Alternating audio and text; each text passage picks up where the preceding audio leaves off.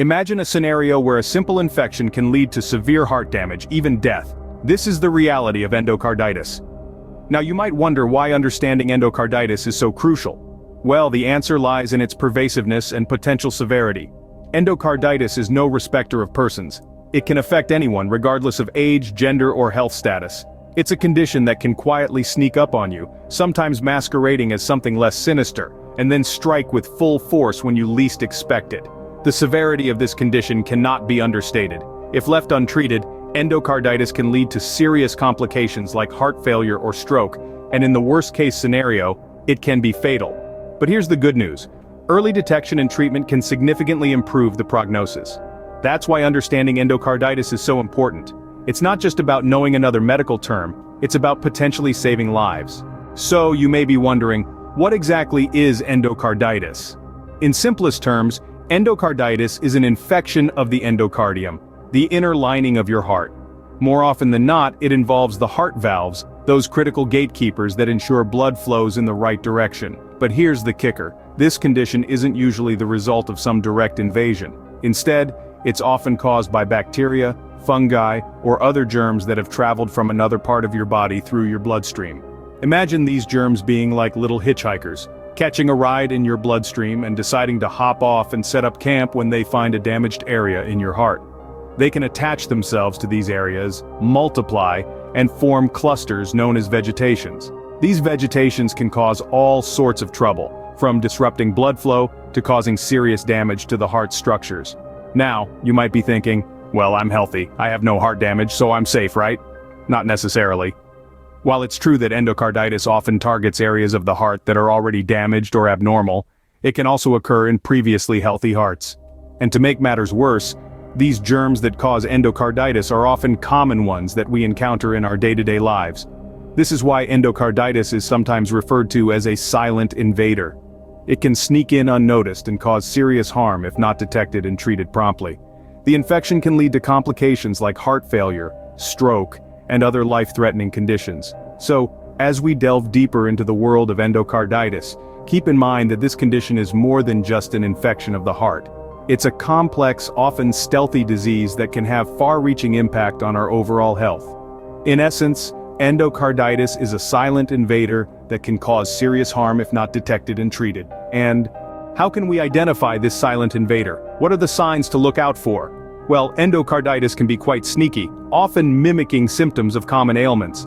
Let's delve into some of these symptoms to help us recognize this covert condition. A common symptom of endocarditis is a fever. This isn't your run-of-the-mill fever though. It's more persistent and less responsive to over-the-counter treatments. Accompanying this fever, you might also experience chills, making you feel as if you're stuck in a perpetual winter, no matter what the weather's like outside. Another telltale sign is fatigue. This isn't the usual tiredness that follows a long day. This fatigue can be overwhelming and rest doesn't seem to shake it off.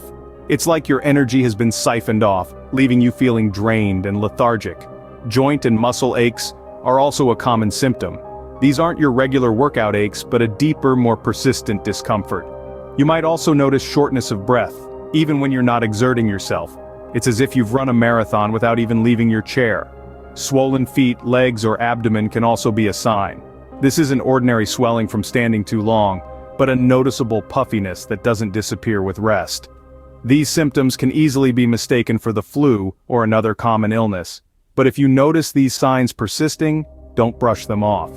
Remember, if these symptoms persist, it's crucial to seek medical advice. Early detection can make a world of difference.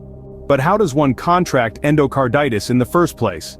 Well, it's a fascinating, albeit a somewhat unsettling process.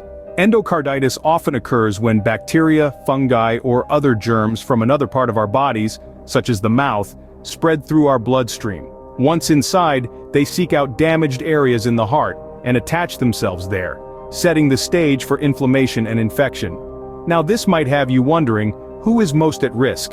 The answer to that is multifaceted. For instance, people with a damaged heart valve are more susceptible.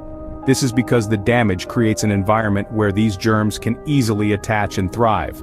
Similarly, individuals with congenital heart defects are also at a higher risk, as their hearts may have structural irregularities that make them more susceptible to infection. And then, there's the aspect of lifestyle choices. For example, a history of illegal drug use, specifically intravenous drug use, can significantly increase one's risk. This is due to the fact that injecting drugs can introduce harmful germs directly into the bloodstream, which can then travel to the heart. So while it may seem like a complex and somewhat daunting process, understanding the causes of endocarditis is crucial. While we can't always prevent endocarditis, understanding its causes can help us take steps to reduce our risk. After all, knowledge is the first step towards better heart health. So, we've identified the silent invader and understood its causes. Now, how do we fight it? When it comes to treating endocarditis, the primary weapon in our arsenal is antibiotics. Administered intravenously in a hospital setting, antibiotics help to eradicate the bacterial or fungal invaders causing the inflammation. This treatment often lasts for several weeks to ensure the infection is completely cleared. But what if antibiotics aren't enough? In severe cases, when the infection has caused significant damage to the heart valves or if it's resistant to medication, surgery may be necessary. This could involve repairing the damaged valve or even replacing it entirely.